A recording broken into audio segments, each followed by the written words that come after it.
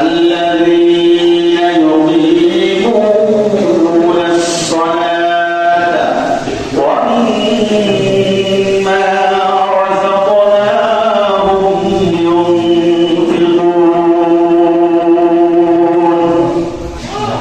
الله رب العالمين বলেন হে দুনিয়ার মানুষ সকল তোমাদেরকে আমি আল্লাহ বলি তোমরা শোনো الذين يقيمون الصلاة